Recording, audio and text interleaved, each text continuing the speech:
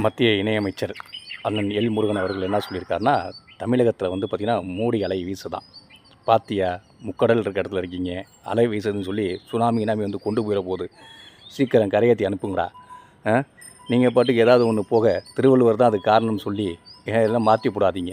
ஏன்னா அவரையே சாயம் பூசிகிட்டு இருக்கீங்க. அடுத்தது அம்மையார் ஜெயலலிதாவுக்கு இந்து சாயம் பூசுன்னு நினைக்கிறீங்க. அந்த அம்மா வந்து திராவிடத்தோடுக்கான 68% இடஒதுக்கீடு நான் கொடுத்தேன் வீரமங்கைன்னு சொல்லிகிட்டு இருக்காங்க. அவங்கள கொச்சப்படுத்துகிற விதமாக அவங்களுக்கும் இந்துத்துவ சாயத்தை பூசுறதுக்கான வேலையை பார்க்குறீங்க. பார்த்து சீக்கிரம் செய்யுங்க. அலை வருதுன்னு தெரிஞ்சு உன் தலைவனை நீ காப்பாற்றாம விட்டுறாத. அப்புறம் அலை வந்து பெருசாக கொண்டு போயிட போகுது. கொண்டு பத்திரப்படுத்தி அனுப்புங்க. தமிழ்நாட்டுக்கு மேலே இன்னொரு பழியை போட்டுறாதீங்க. ஏன்னா பூரி ஜெகநாதர் கோயில் கருவூல சாவி நம்மள்ட்ட இருக்குங்கிறீங்க. ஒரிசாவில் தமிழன் ஆள்றதாங்கிறீங்க.